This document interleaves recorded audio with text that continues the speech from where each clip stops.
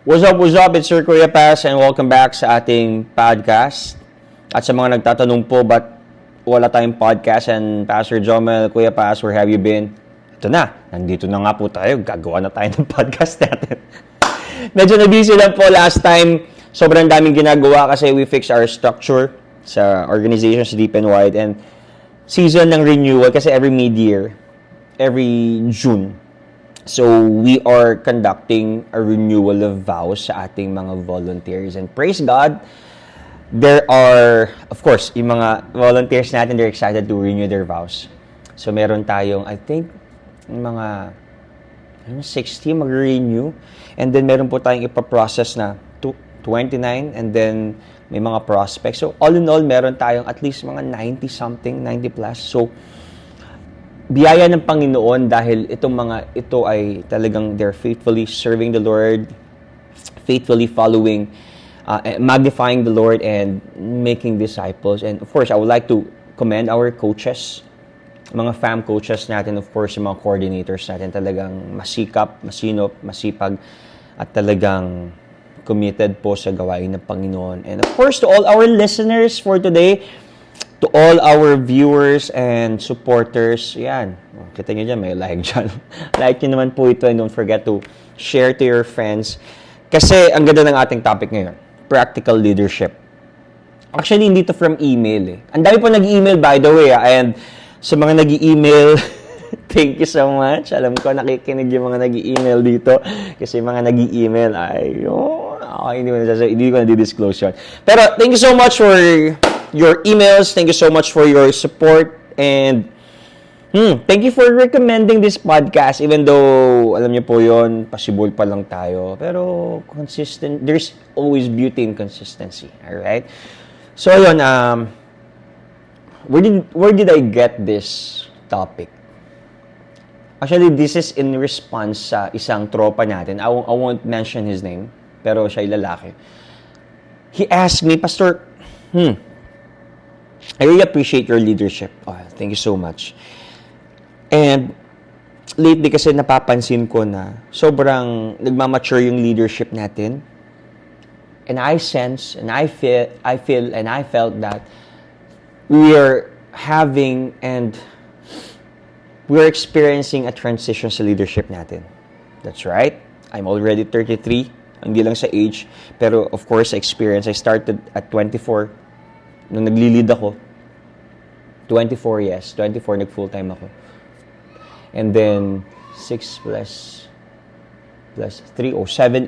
Yeah, 7 years na tayong nagli-lead, full-time worker. And then, I was installed at, ilang taon ako nun? Basta 2018? Yeah, 2018, February 11. And then, yeah, sharing ko lang yun. Pero, ang sharing niya, nung nagtanong sa akin, nung nag-share pala, and also may tanong din. Sabi niya, Pastor, how did you do that? Na para kasi ngayon, nagkakaroon ng transition, pero hindi nyo napapabayaan yung mga tropa. Ikaw, personally, nagta-transition ka sa buhay mo, sooner or later, you will raise a family, sooner or later, meron ka ng mga ibang pagtutuunan, especially, dinadala ka ni Lord sa higher level ng leadership, magiging ganito ka na, yes. Pero, one thing I really appreciate, sabi niya is, yung starting 2024, ang dami nangyari. You are 2 steps ahead. May ginagawa tayo, pero you are 2 steps ahead. And also, even though you experience a lot of things na parang daming mga atake, daming mga challenges, despite and in spite of, you stayed composed. You stayed calm. You stayed, parang solid pa rin yung mga decisions nyo. Kasi a lot of leaders today, sabi niya, pag medyo binira na sila ng sitwasyon, yung kanilang decision making parang, alam niyo yun, nasusway na po, na parang nagkakanda, loko-loko na at hindi na alam yung gagawin, parang umaayaw na. There are tendencies and proclivity na parang ganito yung nangyari, okay na ako, sige na, kayo na lang dyan, I give up. Tapos, despite mga circumstances and situations, you can still preach with powerful preachings, you can still lead, something like that. Yeah. I think, okay, let's do this, okay? I think to respond doon sa tanong na yon, based on my experience, this is not just about theories. Kasi po, pag leader kayo, it's more than theories eh. It's about how you apply the Word of God. Kasi, yes, you know the Word of God, you know the Bible, you know what the Scripture says about leadership, our leadership, the center of our leadership is Jesus. Eh. Ganda.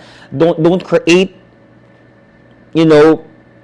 another form of leadership. Just look at the Bible in the New Testament. Meron na dun. Kung paano hinandle ni Lord yung mga circumstances, mga heartaches. He was deserted. He was betrayed. He was denied. He was abandoned. That's the heart of leadership. Eh. How he does, how he comes back from the setback. Nandun na po yun. So, I'm just laying the foundation na. Kasi, marami sa atin, we know the theories, but we don't know how to apply it. Yun yung tinatawag dating competency. You have the knowledge and you have the skill. Kasi, knowledge is, you know what the Scripture says. You know the theories, yung mga self-help books. Ang ganda nun, meron tayong mga binabasang self-help books. That's great. But the question is, how do you apply your knowledge? How you apply yung mga bagay na natutunan mo from your college, from your experiences, from the books you've read, from the scriptures you've read, meditated. Yun doon tayo nagkakaroon ng I think nagkakaroon ng difference, 'di ba? Minsan ito yung knowledge natin, pero ito yung ability natin. Kaya ang layo nung gap. 'Di ba? Ang layo nung gap. Kung ito yung knowledge mo, ito yung ability mo kung paano i-apply yung knowledge mo. Sometimes parang sumasabog ka. Teka, paano ba 'to? Maganda ipantay natin. Yeah. So, marami naman na parang they're just faking it, but they don't have the knowledge. Kaya parang ang layo ng kailangan nilang abutin. Kailangan nilang habulin doon sa knowledge. Maganda i-level up natin yung knowledge natin doon sa ability natin. Maraming mga taong magaling dumiskarte, but lack of knowledge. Marami namang full of knowledge, pero hindi alam dumiskarte at hindi alam sabihin paano gawin, apply yung kanilang natutunan. Maganda, we have to level up. That's what we call competency. And that will keep you composed. That would keep you, calm and all right. Let's do this. This is my calling, something like that. When you know your calling, when you know your purpose, kasi parang sa akin parang ibibigay ni Lord sa heart mo yun, sa mind mo yun, and then it's about how would you apply it? How would you apply it? So dapat level talaga siya. Kaya sa atin dito bilang leader, you have to have competency when it comes to, yes, knowledge, and then yung skill mo. Kasi yung skill, part yun ng, alright, gawin natin yung natutunan natin, yung technique, yung ability to relay what you've learned, di ba? Apply what you've learned. And then, of course, hindi lang naman puro technique. Hindi lang puro, standard. Hindi puro application or parang diskarte. Ang diskarte, natututunan yun from knowledge. Yes, you have theories and you have, tinatawag natin practicals. Diba? Pag yung nagbo-boards ka, may theoretical, merong practical. But, aside from that, yung tinatawag natin competency is, you have to know your calling. Always go back to your calling. Kasi, minsan kasi we question our leadership dahil nasaktan tayo, dahil hindi tayo nire-respeto, people don't honor you, and people don't see you as valuable as someone, parang ganun. And speaking of leadership, hindi naman kasi lahat mapiplease mo. Di ba? Hindi po lahat i-honor ka. Hindi po lahat i-respect ka. Oh, by the way, speaking of honoring and respecting, may kaiba sila. Honoring is something na kahit ayaw mo, itong taong ito, itong person na to, dahil binigay ng Panginoon sa'yo, or dahil in-install ng Panginoon yan, dahil inalaw ng Panginoon yan, to be in that position, you have to honor them. But respect is something, parang something na, alright, I have to earn this respect dahil sa mga ginawa ko, sa mga backgrounds na ginawa ko, how I love these people, how I treated these people, how I discipled these people, and that time you would gain the respect. But, of course, that is not our goal. Our goal is not to be respected. Our goal is not to be honored. Our goal is to do our calling. For example, when you stick to your calling, for example, this is your calling, right? When your calling is so clear, when your calling is so deep in your heart, and you stick to that calling, I'll preach the gospel, I will love these people, kasi sabi ng Panginoon yun, di ba? Sinabi kay Peter yun sa John 21, feed and tend my sheep, my lambs. So when you stick to that calling, and when you know your calling, and when you love your calling, you embrace your calling, everything follows eh. And if people see that, they would honor you. They would respect you. Start aiming not to be respected, not to be honored. Start loving and embracing your calling from the Lord. Kasi, guys, hindi porket, kasi may mga tendency po tayo na pag pastor ka, akala mo automatic na yung honor. Yes, sabi ng Bible, we have to give double honor, di ba? Sabi sa Timothy yun eh. Double honor sa mga elders natin. But, you have to gain their respect by honoring the calling.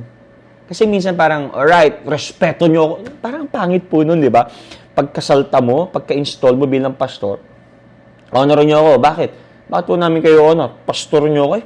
Di ba? Yun ang pinaka-lowest level ng leadership, sabi ni John Maxwell, the position eh. And then next one is yung relationship. Pero ang gusto kong i-drive dito is, you have to stick to your calling. Sobrang halaga po ng calling natin. When you know your calling, when you know your position in Christ, and you stick to that calling, everything follows eh. Di ba? Kasi, speaking of, not everyone will respect you and not everyone will honor. Sometimes people will really disrespect you. Sometimes, most of the time, people will intentionally, scornfully, stubbornly dishonor you and disrespect you. But, as a leader, practical leadership, dahil leader ka po, leader ka, yan yung calling mo eh. At pag tinawag ka maging leader, man, I think walang resignation dito kasi nga, called ka ni Lord eh. Hindi ko naman pwedeng sabihin kay Lord, I don't like this job. I don't like this work. I don't like this, hindi siya job or work eh. I don't like, but this is a calling. Hindi mo pwedeng sabihin kay Lord, I don't like this calling anymore. If you're called, I believe you're always called. That's why, every time you decide, this is a secret. This is a key. This is a key sa practical leadership. Always decide with compassion. If someone hurt you, someone offended you, someone scornfully disrespected you and intentionally disrespected you, always decide with compassion. One of the things I really learned is this. You have to sometimes prolong your decision making. Minsan kasi, pag bago-bago tayong leader, kasi gusto mo laging ideal ka eh, di ba? Gusto mong gawin lagi, parang you're a now man, di ba? You're a now woman.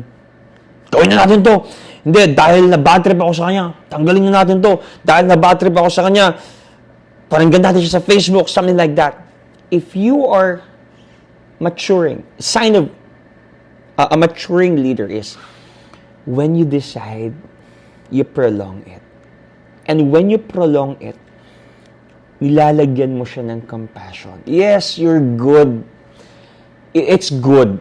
You're good at your work, di ba? Parang passionate kasi ginagawa mo. But don't forget to be compassionate. Always put compassion with to your decisions. Di ba? Kasi, tignan nyo po kung sobrang passionate ka, lahat nagkakamali. Ikaw, nagkakamali ka bilang leader sa kumpanya ninyo, pag boss ka, nagkakamali ka, di ba? Alam mo yun we're all falling and we're all failing, and for sure, we will all fail. So, we need compassion when it comes sa leadership. Kapag puro ka lang passion, nangyayari dito, sobra ka nagiging mayabang. Sa tingin nila, di ba? For example, may nagkamali. Ganyan naman talaga, tanggalin natin yan. So, kung lahat tatanggalin mo, sinong matitira sa leadership ninyo? Paano mo sila i-inspire, i-motivate? That's the challenge of being a leader, Di ba? To have compassion to these people. When we're falling, when we're failing, when we are, committing mistakes, that's the difference, Ang alam mo yung knowledge, di ba? Knowledge. Dapat maging compassionate tayo. Dapat maging helpful tayo. Yun na naman. Knowledge. Pero how would you apply? That's skill, Yung ability to adapt, ability to be flexible, and ability to understand what you have learned or understand the situation of these people. Competency. Dapat pantay. Yes, you know the structure, but sometimes there are points in your leadership you have to break those not the principles, but you have to break those mga parts na, alright, sige, tanggalin natin to kasi mas kailangan pala nila to. Diba? Practical leadership. And I think that is one of the things I learned from Jesus, na even though his disciples deserted him, may compassion si Lord, In fact, pinuntahan ni Jesus 3 beses. Di ba? Pinuntahan ni Jesus, in-encourage ni Jesus, and di ba, gumawa pa ng miracle ang Panginoon sa kabila ng denial ni Peter. Di ba? Pinuntahan niya, bumalik sa dating trabaho, Peter. Di ba? And here, you're called, diba? I want to use you in spite of your mistakes and failures. My grace is sufficient for you. So, practical leadership, kasi marami nagtatanong sa akin, parang, Pastor, feeling ko hindi na magbabago itong mga to, anong gagawin ko sa mga to? Alright, win-win situation. Ask their hearts. Maganda kasi pag tinatanong po natin sila, wag nating sabihin yung gusto natin mangyari sa kanila. Always ask them, what is your heart? Ano pong nasa heart ninyo ngayon? And from there, ito po ang heart ko kasi ngayon Ang heart ko po ngayon is to serve the Lord. Alright. It's a covenant. Hindi sa'yo hindi sila nangangako sa'yo, nangangako sila kay Lord Kaya, that would seal the deal. Okay, that is our agreement. 2 or 3 gathered, alright? For sure, nandun ang Panginoon. Though, ang context po ng forgiveness. Pero, may reconciliation still, nandun pa rin. 2 or 3. May witness natin ng Panginoon, at doon kayo mag-i-stick. Kasi minsan parang ganito Gusto ko maging leader ka. Dapat mag-attend ka ng coaching, mag-attend ka ng mentoring, dapat mag-serve ka. Paano kung na-burnout siya at paano kung na-pressure siya? Maganda mag-start tayo by asking them, hey, what is your heart po? And from there, okay, my heart po talaga is to really serve the Lord. At tulungan niyo po ako kasi hindi ko po alam paano mag-i-start. That's the heart of being a leader. You are passionately loving and understanding these people with compassion. When you're passionate, don't forget to put compassion sa mga taong ito. Di ba? Alam niyo po, pag leader kayo, itong practical leadership nga tayo, di ba? Pag mga bata-batang leader kayo, very idealistic Bakit ko sinasabi to? I have experienced it. Talagang nung 24 pagkasalt ako, itong gagawin natin. Talagang batas eh. Talagang, okay, wala nang pwedeng bumalik dito, pero natuto po ako doon. At I think that set yung leadership ko before. Si Jomel, grabe. Talagang seryoso. Pag bata-batang leader ka, especially po ako, I started at 24. Sobrang idealistic eh. At kapag bata-batang leader ka, parang ang gusto mo lagi, you always want to take the leadership role. Pero minsan, ito po, guys, yung mga bata-batang leader dito, ito ang nakakasabog, ito yung nakaka-frustrate, ito yung nakakabigla. Susuntukin ka talaga ng realidad. Some of you here, you want to take the leadership role. But most of the time, hindi natin naiintindihan yung leadership responsibility noon. You want this leadership, pero ito lang yung gusto mong role at responsibility ng pagiging leader. Men, ang layo ng gap po. Gagamitin ko yung ganitong illustration. Gusto mo yung leadership role, ito yun. Tapos yung role at responsibility, ito lang gusto mo. Ang layo ng gap. So your leadership will be ineffective. Kaya most of us, hindi nagiging successful sa leadership kasi hindi natin naiintindihan yung responsibility ng pagiging leader. When you want to be a leader, the responsibility role and the work of that pagiging leader,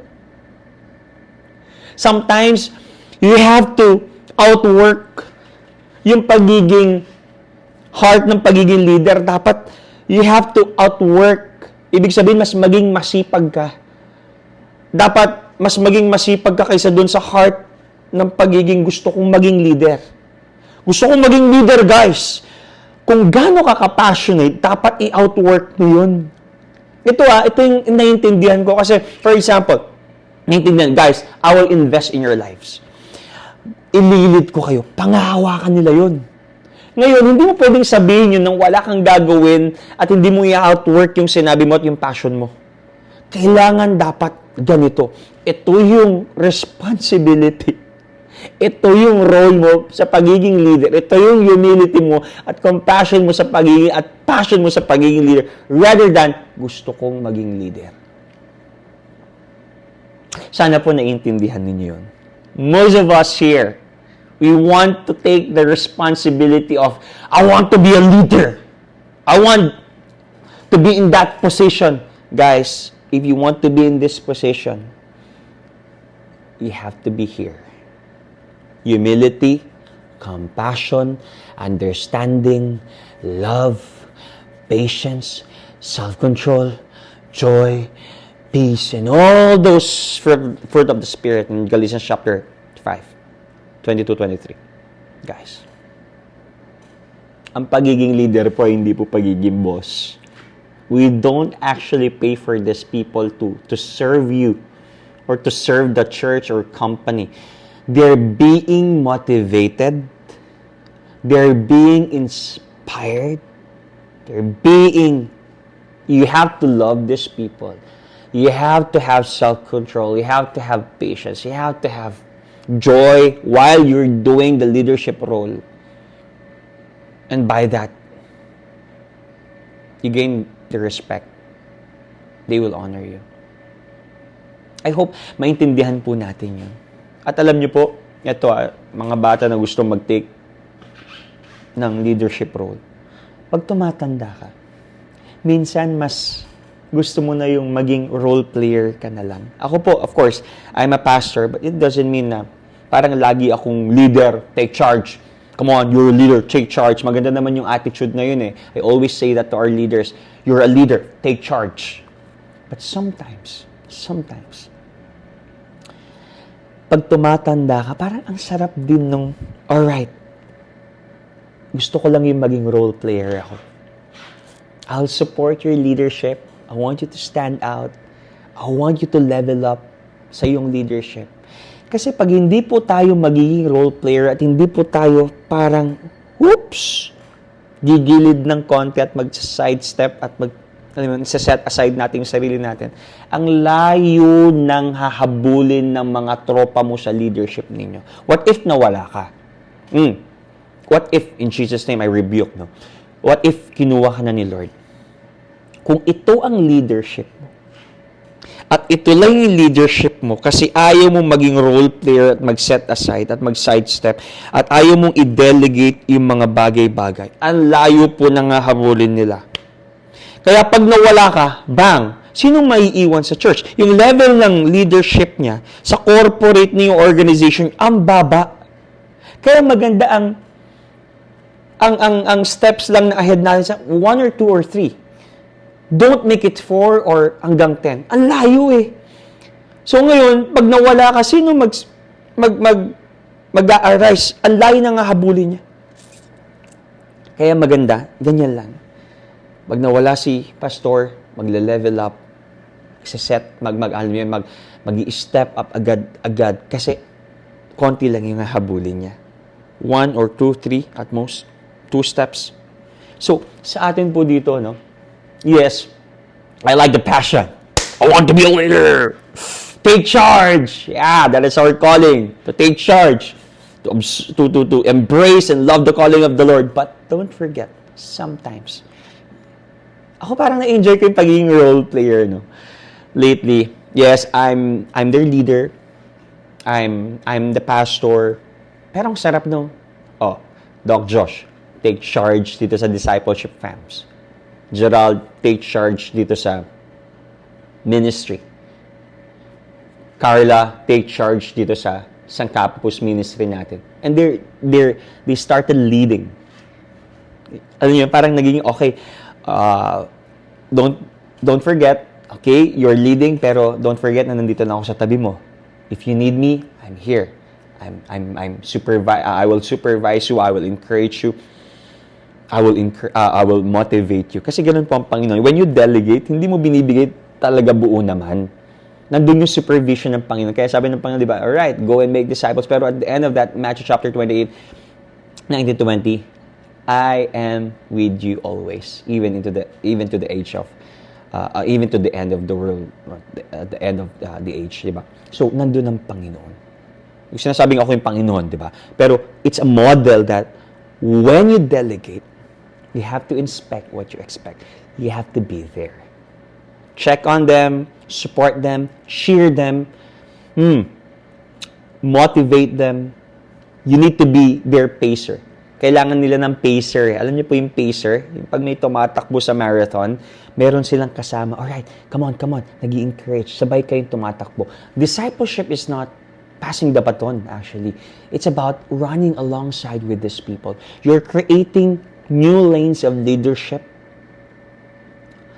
You're creating new sets of leadership para mas maraming maging leaders. Pag mas maraming leaders, mas malakas ang church, mas malakas ang organization, mas malakas ang corporation. Kasi pag ikaw ang leader sa isang organization lang, pag wala ka na, di tapos na yung organization. But you have to set new lanes of leadership. It's not about passing the baton. It's about running alongside with them. Papayag ba kayo pag matanda na kayo, taga-cheer lang kayo? No, I want to be still part of their lives. That is what we call discipleship. Even Paul, nakakulong, he writes letters for Timothy. Oh, sabihin mo sa mga taga-Ephesus, etc., ganitong gawin. Yes, Timothy is already pastoring the church of Ephesus, but still, nandun yung supervision, nandun yung touch, nandun yung motivation and encouragement ni Apostle Paul. So, that is what we call leadership. That is practical leadership. Diba? So, mga kapatid, ayan, goal ko lang dito 40 minutes, right? I still have, dami kong gustong i-share. Pero, guys, ito isa sa mga bagay talagang in response dun sa tanong, ito sa mga bagay na talaga naintindihan ko.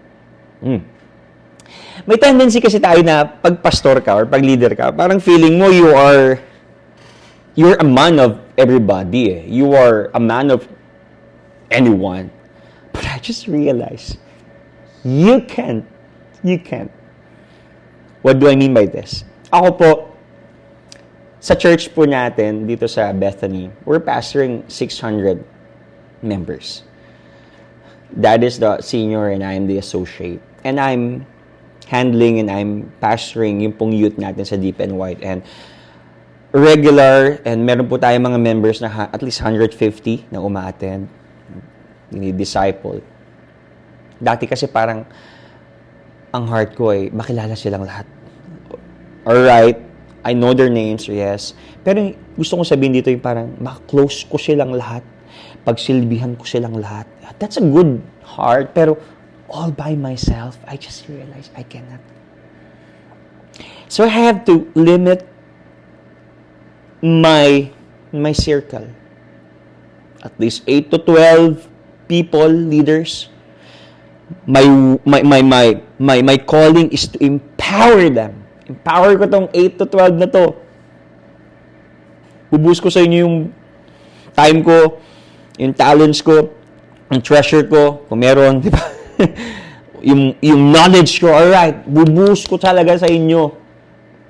As much as I can, I'll do my best, alright, by God's grace.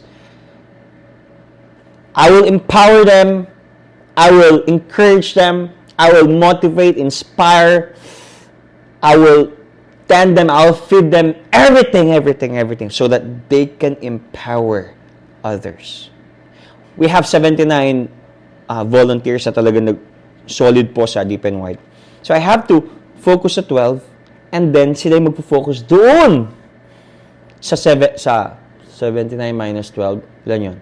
60, 67, 60, tama ako. 67, tama ba? Basta yun, mahina ako sa math, di ba? Sila magpo-focus doon sa rest. And then, the 79, or yung rest, they will focus doon sa rest, doon sa kalahati, doon sa 150. Pareto principle. We have to focus doon sa small so that they will produce 80%. 20%, focus on the 20% so that you can see results doon sa 80%. Sana po maintindihan po ng bawat isa ito. Yeah. Kasi pag nagmamature ka or nagkakaroon ng transition, parang you cannot really, you're a pastor of that church. Okay? Hindi ko sinasabing wala na akong touch sa kanila at pababayaan ko sila. I'm pastoring a local church, but my priority, my focus is to empower these 12 so that they can empower their big groups, their fams, the whole organization. Saan ko nakuha to?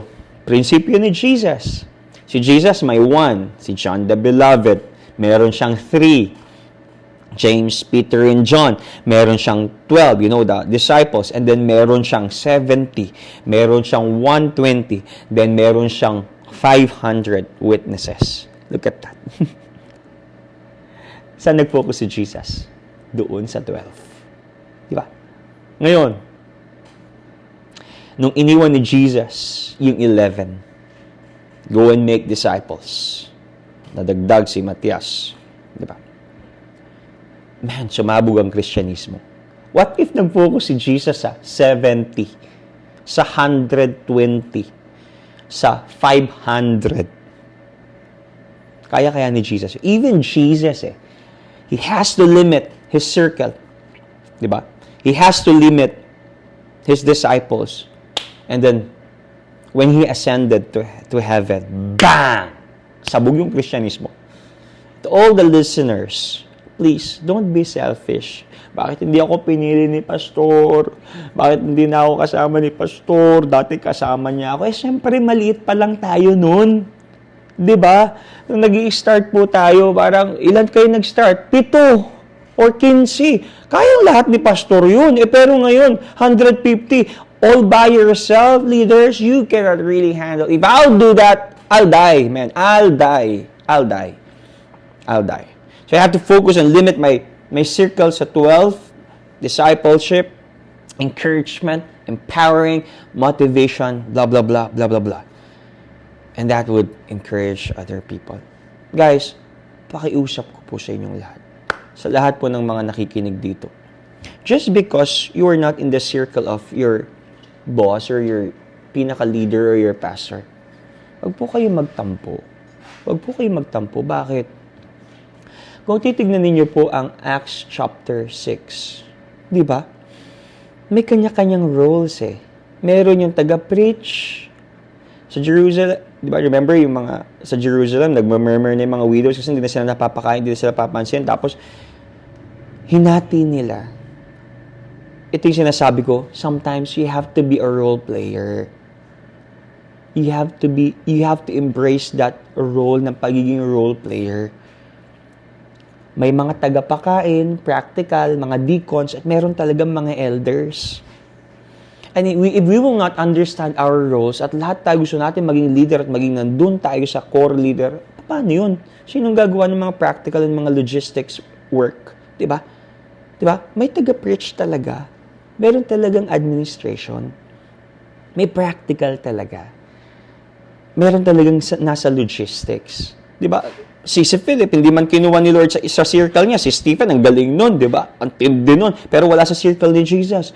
But they embraced their calling. They preached the gospel. They died as a martyr. They preached the gospel with so much boldness. They embraced the role. They embraced their calling because they understood their calling really. Ang calling po natin na hindi po yung, uy, masama tayo sa birthday kapag kasama si pastor, isasama sa kotse ni pastor. Hindi po yun yung calling natin. Ang calling natin is to really magnify God and make disciples. And when you make disciples and magnify God, you have to embrace your calling. And when you embrace your calling, dun na, nagkakaroon ng maturity sa ating leadership. Kung nakatuon pa rin ang mata natin dahil hindi ka sinama doon sa inner circle, aba, mahina yung calling mo kasi ang calling mo, si pastor, di ba? Hindi naman yun ang calling natin eh. And here's the thing, someone asked me, paano po ba tayo dapat mamili ng mga nasa inner circle natin? You know, my response to that question, labas ka na dun. Diba? Can we question the choice of Jesus? Jesus, why did you choose Peter? Why did you choose John, James? Why did you choose even Judas? Why did you choose him? He is about to betray you. He is mangungupit. He will sell you someday. Can we question that? No, it was Jesus' choices, diba? So sa atin din, if someone is asking you, what's your criteria of choosing your disciples? Bro, labas ka na dun. It's my personal decision. Kung magkamali ako kay Lord, ako mananagot. But it's none of your business. Kaya tandaan niyo po ito, ang pagiging leader, hindi po ito voluntarily na parang audition sa pagiging artista. Sino gusto maging artista? Audition. Magaling ako. No. Leadership is a calling. You have to be called. Jesus called his disciples. The tax collectors, imagine you si Matthew, tax collector Matthew. He was called. Hindi niya nirepresenta yung sarili niya na, tawagin mo ako Jesus, magaling ako mag-compute at matalino ako. No, because he knows he's a sinner.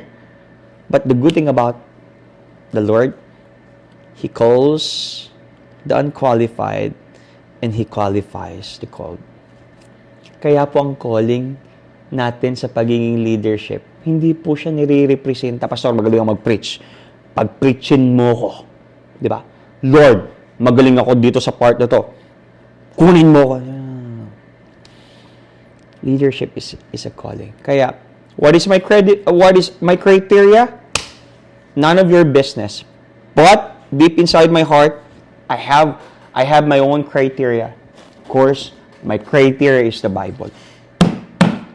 The Bible. Sabi sa Timothy, di ba? Chapter 3, nandun yung mga qualifications ng mga deacons. And they have to be proven and tested. Sabi doon Sometimes, Hindi po tayo makakapili agad-agad ng mga inner core natin. It takes time. Really. Alright, I think this one. Lord, help me. Pinagpipray ko po yun. Pinagpipray po natin lahat yun, di ba? So, to be practical, of course, you have to have knowledge of what the scripture says. But doon sa practical level na sinasabi ko, dapat they have to be proven and tested in time.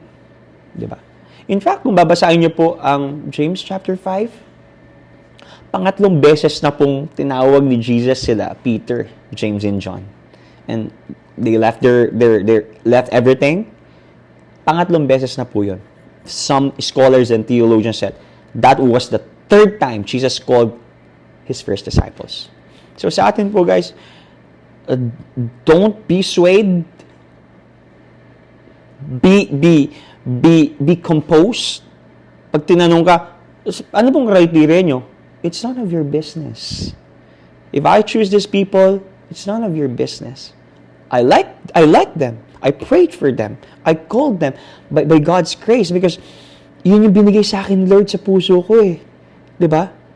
Hindi dahil name-merso lang ako. We have to, we have to separate yung personal at saka yung organizational. Kasi nakikita mo paano sila mag-work, paano sila mag-obey, paano sila mag-dedicate, paano sila mag-build ng isang tao, mag-disciple, paano sila, mahalin yung mga leaders nila, mahalin yung...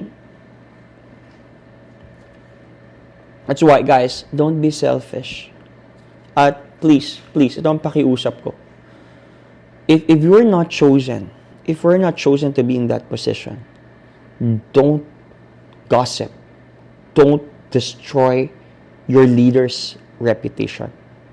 I heard a lot of, I've experienced these things. They question the leadership. Why they did choose these people? Mas magaling naman ako. Hindi naman sa pagalingan yan eh. Sa calling yan. It's not about our credibility to do yung galing natin to do the ministry. It's our calling. Talaga bang dyan ka tinawag? Gusto mo lang talaga. Di ba? Kasi ito po ang nakakasakit ng loob. You discipled these people for how many years? Tapos dahil lang masama yung loob mo, sisiraan mo itong mga dinisciple mo as if like, buti sana ko ikaw nag-disciple dun eh. Ang sakit po nun eh. Sa akin nakakaiyak yung part na yun. Dinisciple mo itong mga taong ito. Tapos may isa lang maninira dahil nasaktan. Tapos nagkaroon ng mga groups, division, and then they will attack the leadership. They will destroy and ruin and disrespect the leadership. That is so breathtaking, heart-pounding, nakakalungkot po yun. Please, don't do that. Please, don't do that. Di ba po? Huwag tayong manira. Kasi, nahirap po mag-disciple. Just embrace your calling. Be a role player. Alright? So, alam niyo po, siguro patapos na tayo dito, 43 minutes now. We have to lower our expectation. Kasi pag mataas pong expectation natin, meron tayo kagad impression eh. Ano yung impression natin? Di na niya ako favorite. Galit sila sa akin. Di ako pinapansin. Laging may impression kapag may high expectation. Please lower our expectations. Mag-expect tayo sa Panginoon. If you expect sa pastor at sa mga leaders natin, sinasabi ko sa inyo, you will fail, you will have the burden, you will, magagalit kayo talaga sa kanila. But expect tayo, taasan natin expectation natin kay Lord. And when you expect sa Panginoon, everything follows. Alright? So guys, this is about practical leadership. And I pray na ang leadership natin ay mas maging mature, mas understanding. Sabi ko kanina, always decide with compassion. Love your flock. Love yourself, right? You have to take care of your heart, your mind, be aware of what you're doing, etc. Respect the people, and don't destroy their reputation dahil lang nasaktan ka, whatever. Honor your leaders, honor the church. Love them. Bakit sila yung kasama mo eh? And I hope and I'm praying na you guys will lead your organization, your corporation, and the congregation well, in Jesus' name. So, that's all for today. Sana po ay na-bless kayo. Don't forget to share this. Please email your questions and queries and your topics and your sharings. Mabuhay po kayo. God bless you. See you soon. Mabuhay, mabuhay.